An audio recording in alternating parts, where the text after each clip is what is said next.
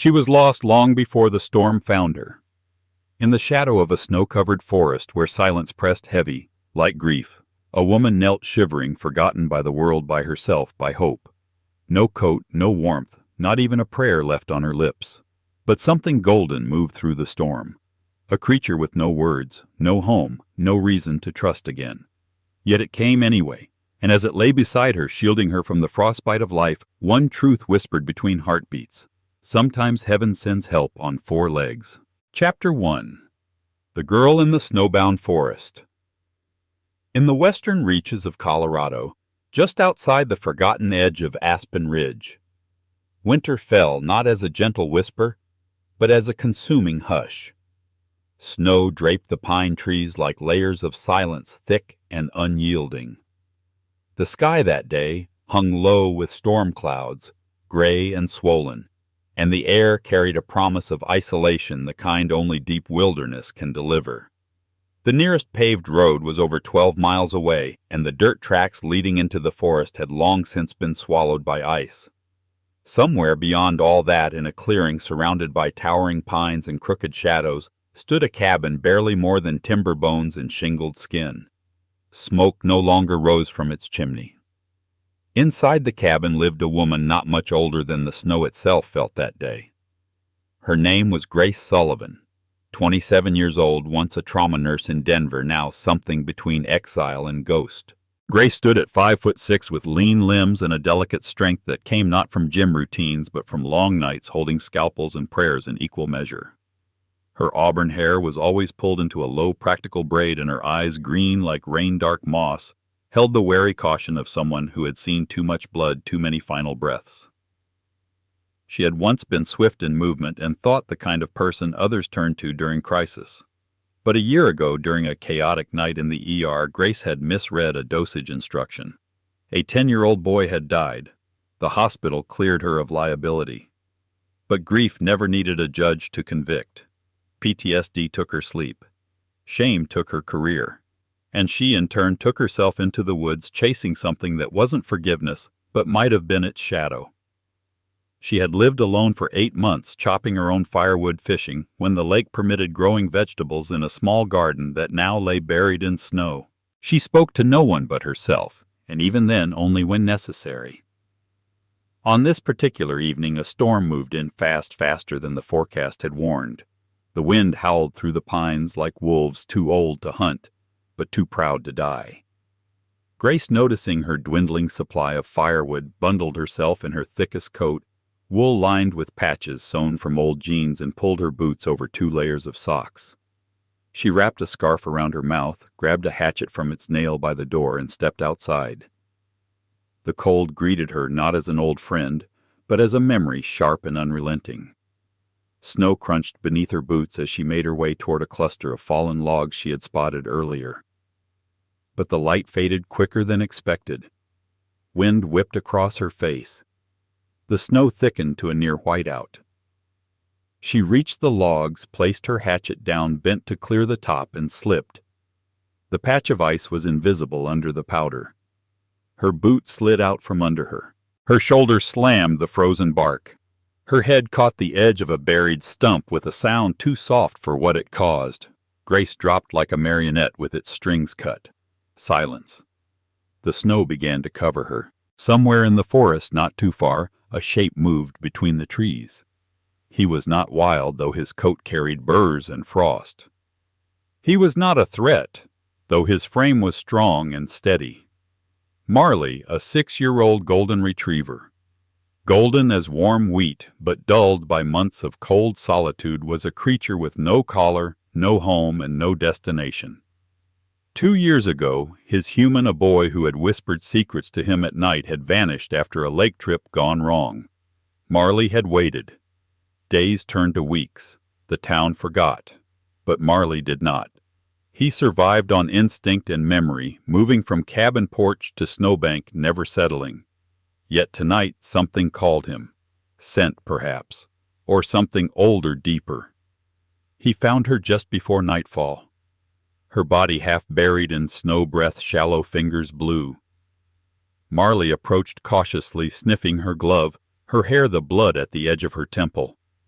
Then, without hesitation, he lay beside her, pressed his warmth against her side, curled around her boots, rested his head gently atop her chest. He did not sleep, but he did not move. The snow kept falling. Grace didn't remember waking. She remembered sound first, soft, rhythmic breathing close to her face, then warmth where there should have been only cold. When her eyes fluttered open, all she could see was gold and breath. The dog did not flinch. He only raised his head and looked at her as if to say, "You're still here." Good. She didn't speak. Her lips were cracked, her mouth dry. Pain bloomed at the back of her skull and along her shoulder. It took her nearly 10 minutes to sit up, leaning heavily against the same stump that had nearly ended her. "Where?" Her voice cracked. "Where did you come from?"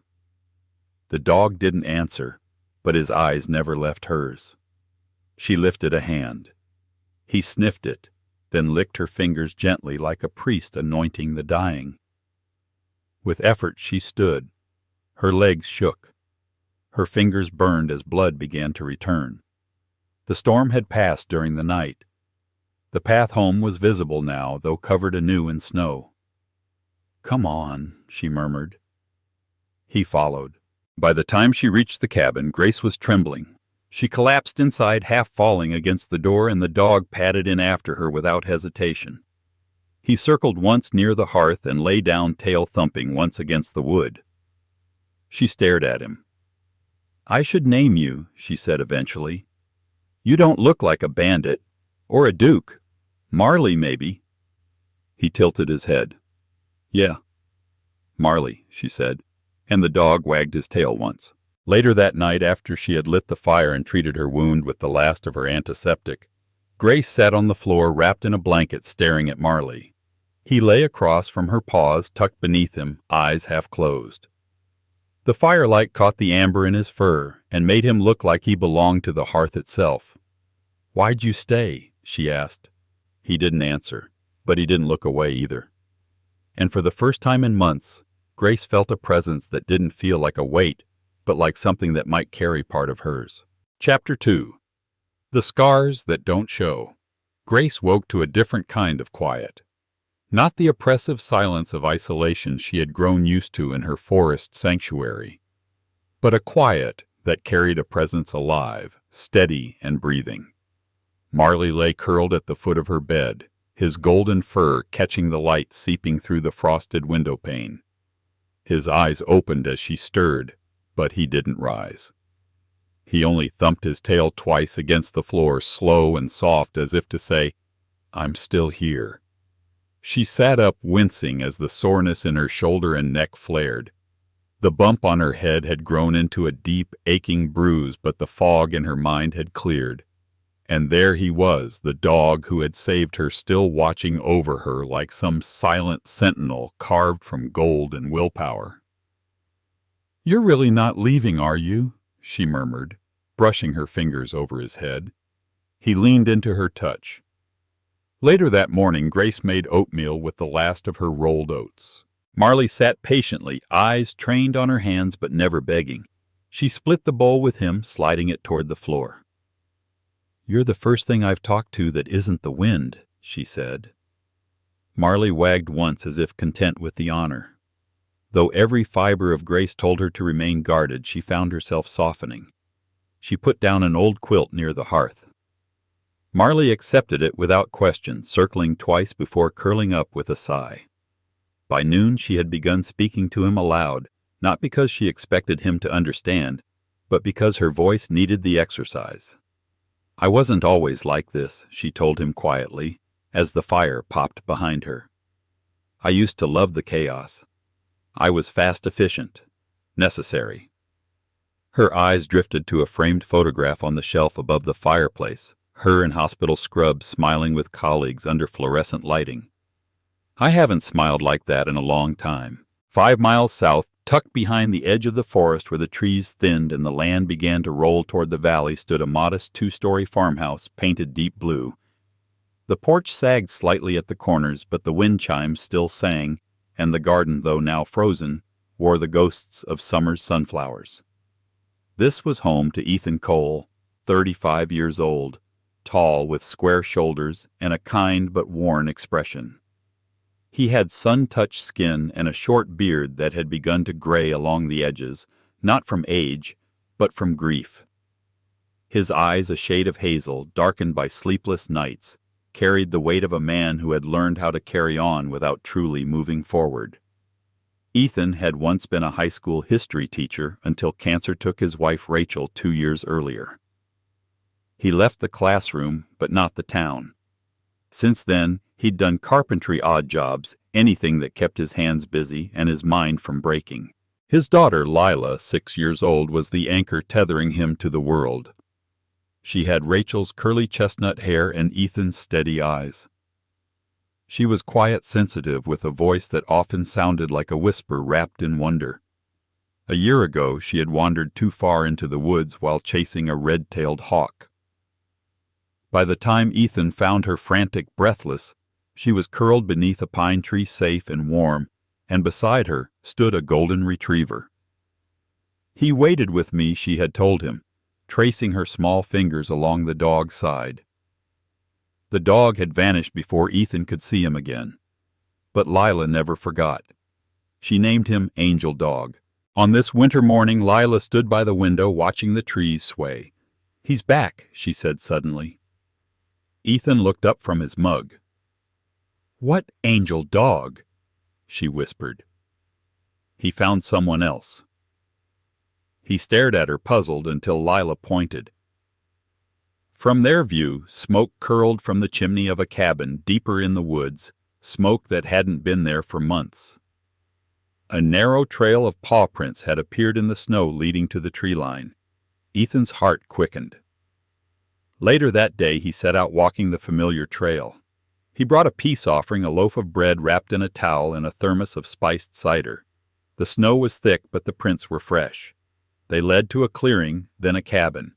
Simple, weathered, quiet. He knocked gently. The door opened just a crack. "Yes?" a voice asked, low, cautious. "Sorry to bother," he said, stepping back slightly. "I live down the ridge. My daughter says she saw a dog up this way. A golden retriever. I thought I'd check if he's all right." There was silence. Then the door opened a little more. Grace stood there wrapped in a heavy sweater and scarf. Her eyes were wary but not unkind. "He's all right," she said. "Saved my life, actually." At her feet, Marley stepped forward. He looked at Ethan, then at the bag in his hands, and sat calmly. "Lila will be glad to know," Ethan said. "She called him Angel Dog." Grace smiled faintly. "He's earned it." She stepped aside slightly. "You can come in." For a moment. The inside of the cabin was warm, smelling of firewood, pine, and faint peppermint. Ethan handed her the bread and cider. They sat in mismatched chairs near the fire while Marley lay between them. "I'm Grace," she said. "Ethan." They spoke little, but it was enough. When Ethan left, Marley stood at the door watching him go, then returned to Grace's side. That night, Grace opened the wooden box beneath her bed. Inside were fragments of her past. Her nurse's badge, her resignation letter, the apology she had written but never sent to the boy's parents. She added a new item, a small silver tag brushed and faded that had fallen from Marley's old collar. It read, "Buddy, always wait." She stared at it for a long while. "I guess we both know how to wait," she said softly, placing it beside the others. Chapter 3. The warmth of a stranger. The snow had begun to melt. Not rapidly, not yet, but enough for the hard edges of the forest to soften. Patches of earth peeked through along the path outside Grace's cabin, and the icicles clinging to the roof dripped rhythmically like a second clock. The world was slowly exhaling winter. Grace stood on the porch that morning, a chipped enamel mug warming her hands as Marley lay beside her, eyes half-lidded, tail flicking lightly with each breath. The heat from the fire inside still clung to her clothes, but the cold air outside felt purposeful, crisp, cleansing. She had not stepped foot beyond the tree line in weeks, not since the night she almost didn't come back. But Marley had changed that. With him, the forest no longer felt like exile. It felt like something else. Maybe sanctuary. Maybe something simpler company. That morning brought something else, 2 footprints. They came slow, deliberate crunching along the outer trail. Grace tensed at first old reflexes. She set her mug down and called softly to Marley, who raised his head but didn't growl. That was all the signal she needed. Ethan and Lila appeared at the edge of the clearing, bundled in coats and carrying a basket between them. Ethan wore his usual flannel under a navy wool jacket, his jaw shadowed with weekend stubble. Lila wore bright yellow boots with pink stars, her curls escaping under a too-big hat. She waved. "We brought something," Ethan called. "Peace offering." Grace hesitated, then opened the cabin door wider. "You could have just left it at the porch." Lila insisted, he replied with a grin. "She said Marley would want to see us." Grace glanced at Marley, who now stood at the top step, tail swaying. She sighed. "Fine. But don't expect a parade." Inside, the cabin had been freshly swept, though the mismatched chairs and quilt-covered sofa still looked like they belonged to someone who hadn't expected visitors. Ethan placed the basket on the table and pulled out jars, peach preserves, a small loaf of walnut bread, a container of soup still warm. Lila knelt beside Marley, petting him with the reverence of someone greeting an old friend. "He remembers me," she said matter-of-factly. Marley leaned into her, affirming it. Ethan poured cider from a thermos and handed Grace a cup. "Thought you might like something that doesn't taste like survival." Grace took it, her expression unreadable. "Thanks." They stayed for a little while, talked lightly whether the nearest town's reopened bookstore, how Lila was trying to build a snow fort but gave up when the walls kept collapsing. Grace didn't share much, but she laughed once and Ethan noticed. It wasn't a laugh full of music, but it was real. Over the next few days they returned, sometimes with food, sometimes just to walk the trail near her cabin. Marley took to escorting Lila like a knight assigned to the smallest, most important royal. Grace began to join them, not every time, but often enough. Marley would guide them into the trees, following invisible paths worn into his memory. When Grace hesitated, frozen mid-step by echoes of a hospital hallway, or the sharp sting of remembered loss, Marley would nudge her hand gently with his nose. No command, just grounding. It happened one afternoon when clouds rolled in, thick and gray, and the forest became a darker thing. Grace had wandered farther than usual, following Marley across a shallow creek bed. The water still ran under ice, murmuring like voices too faint to follow. She paused, chest tightening, breath shortening. Her mind filled with alarms, heartbeats on monitors, a child's hand going still beneath hers. Her knees buckled slightly. Marley turned back immediately. He stepped close, pressed against her legs. She dropped to the snow, gasping once, then buried her fingers into his thick fur. The panic receded, not all at once, but enough for her to breathe again. When they returned to the cabin, she whispered to him, "You keep finding me even when I don't know I'm lost." In town, word had begun to spread of the woman in the woods. Most people didn't know her name. They only spoke of the golden dog and the man who visited her with his daughter.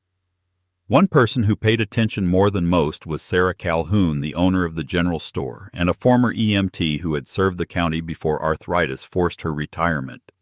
Sarah was tall, sharp-angled with short silver hair, and a presence that filled any room she entered. Her voice was no nonsense, her kindness practical. She watched from behind the counter as Ethan came in one morning to buy supplies, extra tea, a pair of wool gloves, batteries. "You're not stocking up for yourself," she said. He smiled. "Just lending a hand." She crossed her arms. The one in the cabin, Ethan nodded slowly. "Grace, she's getting there." Sarah's voice softened. "The ones who live that far from town usually have a reason. Most just need someone not to ask too many questions." "She's got one," Ethan said. "A reason." Sarah nodded once. "Then make sure you don't give her another one to run." The next time Grace saw Ethan, it was over a shared pot of stew. Lila colored quietly by the fireplace while Marley snored beside her, twitching in a dream. Grace stirred the stew with one hand and watched Ethan through the corner of her eye. "You come out here because you think I need help," she said. "I come out here because I think you could use company," he replied. "What's the difference?" Help ends when the job's done. Company stays. She looked at him fully for the first time. I've been alone by choice. I believe you, he said. But sometimes even choice can turn into a habit. She didn't respond. But she didn't ask him to leave either. That night, after they were gone, Grace sat by the window with Marley at her side. Outside, snowflakes began to fall again, light and slow like blessings. People are strange, she said to Marley. He wagged his tail. But maybe not all of them are bad. She leaned her head gently against his. You can stay, Marley, for as long as you want. He didn't move, but Grace knew he already had. Chapter 4. The Hunter and the Iron Trap. The morning had started like any other in the thawing woods of early spring. The trees wore the glistening remnants of frost, and patches of damp earth showed between the snowmelt. Birds sang hesitantly, testing the air for warmth. Grace, Marley, and Lila walked along a trail that curved gently through a pine thicket just beyond the edge of Grace's clearing. It had become their routine, a slow, thoughtful walk, guided by Marley's nose and Lila's imagination. Grace had begun to carry a small satchel with her again, not for books or a journal, but for essentials. Antiseptic, gauze, bandages, gloves. Old habits returned with surprising ease, though she hadn't worn her nurse's badge in nearly a year. She didn't talk about why she brought the kit. She just did. Lila skipped ahead, her yellow boots splashing lightly through a puddle of melted snow. She wore a hand-knit scarf decorated with wooden buttons that looked like ladybugs. Marley kept pace beside her, watchful but relaxed, occasionally glancing back at Grace to make sure she was still near. It was peaceful, almost ordinary. Then came the snap.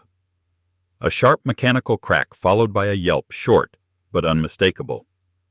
Marley Grace's voice split the calm. Lila froze.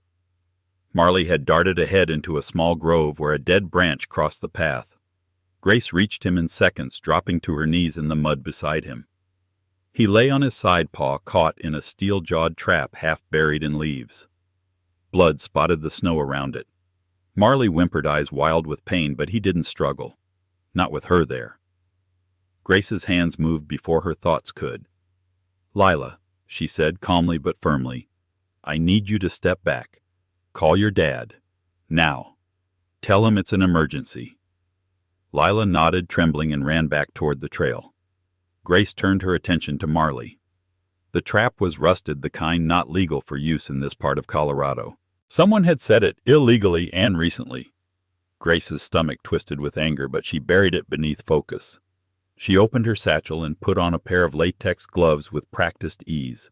Her breath came steady as she assessed the damage, deep lacerations around the joint, but no shattered bone she could feel. I've got you, she whispered. I promise, Marley. I've got you. With a firm grip, she pried the trap open, the metal resisting with a groan. Marley whined but didn't bite or flinch. Once the paw was free, she wrapped it gently in gauze, applying pressure to stem the bleeding, then secured it with strips of bandage from her kit. Leaves rustled. Footsteps approached fast. Grace Ethan's voice rang through the trees. She looked up. He was there within moments, out of breath, eyes darting from her to Marley. I've got him stable, she said, her voice low but firm. We need to get him back. I don't think it fractured, but he needs rest. Antibiotics. Possibly sutures if the tear opens. Ethan knelt beside her. I've got the truck. Together they carried Marley through the woods. Lila walked silently beside them, her small hand gripping her father's jacket tightly. The golden dog lay still in Grace's arms, his head tucked against her chest, trusting her entirely. Ethan's house smelled of cedar and old books. The hearth was already lit when they arrived, casting flickering shadows on the wooden floor. They laid Marley gently on a thick quilt near the fireplace. Grace re-cleaned the wound, applied a fresh dressing, and carefully settled him into position. He licked her wrist once before resting his head. He'll be all right, she said, sitting back on her heels, if we keep him off that paw and monitor for infection. You were incredible, Ethan said, his voice low. No, Grace replied. I was prepared. She leaned back against the couch, exhausted but steady. Ethan offered her a mug of tea. She took it, fingers wrapping around the ceramic for warmth.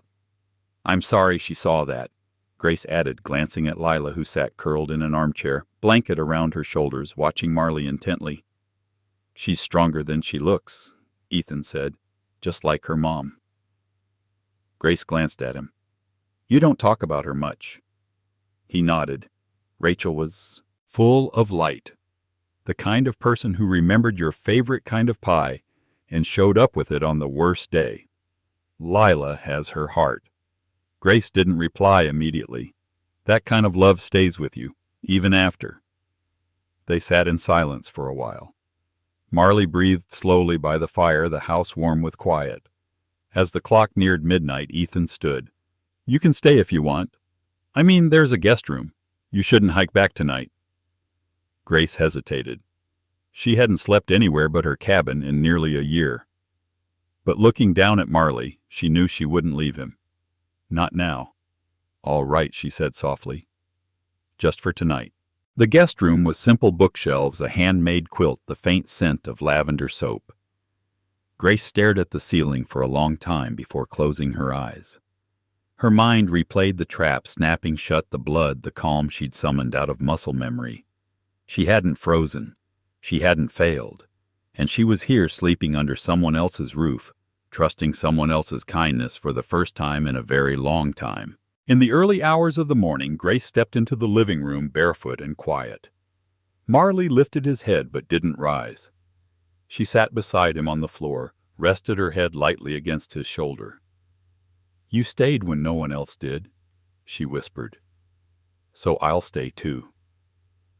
Across the room, Ethan stood in the hallway, watching without interrupting.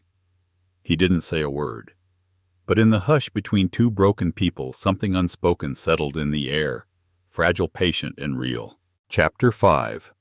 The Whisper of a New Beginning. Marley healed slowly the way old warriors do, without complaint, without rush, and with a quiet dignity that only deep pain can teach.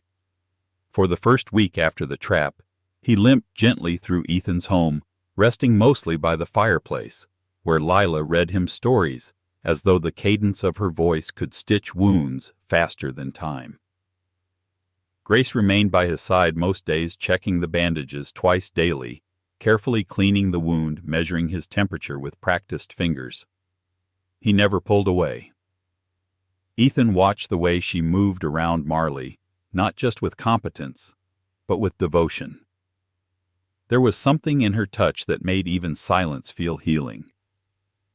He didn't ask her to stay again. He didn't need to. She did. By the third week, Marley's gait was steady. His paw still bore a long pink scar, but he moved through the house with the same soft elegance he'd always had. Like a golden shadow, you could trust to never leave the room until you did. Lila crafted him a new tag out of a bottle cap and string that read, in uneven crayon, "Bravest Boy." Grace pinned it to his collar beside the polished one from the clinic. She didn't remove the old one, buddy. Always wait. It belonged as much to him as the name he wore now. Grace had not planned to leave the woods.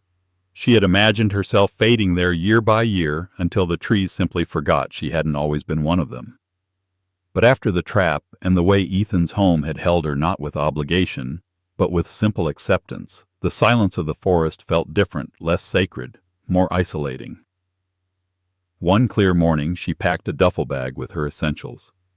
Her old nurse's ID, 2 flannels, her mother's journal, a photo from her ER days. She returned to the cabin, once stood inside it alone, let the echo of herself fill the space. Then she shut the door gently behind her.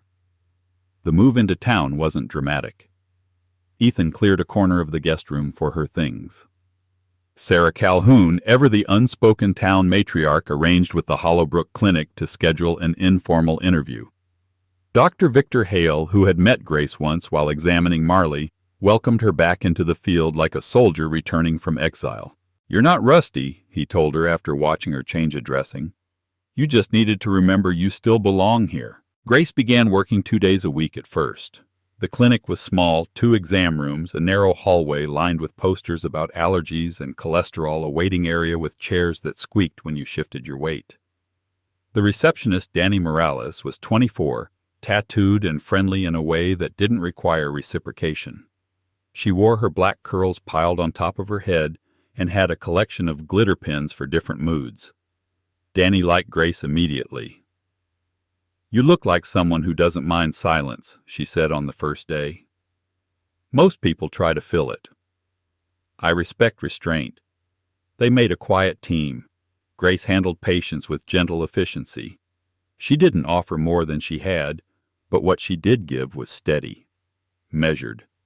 And it was enough. By the end of the month, she had a rhythm clinic, in the mornings walks with Marley and Lila, in the afternoons dinner with Ethan, when their schedules aligned, and tea by the window when they didn't. She'd begun to laugh more often, not loud, not performative, but small, truthful moments that broke the stillness in ways she no longer feared. It was a golden afternoon in late spring when the moment came. The 3 of them, Grace, Ethan, and Lila, sat on a bench near the lake. The sky was clean and wide, the water mirroring clouds like a painter testing his brush. Marley lay beside them, head on Lila's lap, tail lazily thumping every now and then. A breeze stirred the grass. Lila leaned down and whispered into Marley's ear, barely louder than the wind, "Stay with us forever." Marley's ears twitched. He opened one eye, then closed it again. His tail thumped 3 times. Grace looked at Ethan. He was already watching her. He didn't speak. She didn't need him to. He nodded. In that quiet, everything clicked, not like lightning but like dawn. Slow, warm, inevitable. Grace rested her hand on Marley's head. "He already decided," she whispered. That evening she unpacked the last box into a dresser Ethan had made himself. It wasn't much, just folded clothes, a few books, and a wooden photo frame she'd kept buried at the bottom. She placed it on the shelf. The photo showed her in Scrub's arms around her ER team, laughing without fear. She didn't cry looking at it this time. Instead, she walked out into the living room where Lila was braiding yarn into Marley's tail, and Ethan was trying not to burn dinner.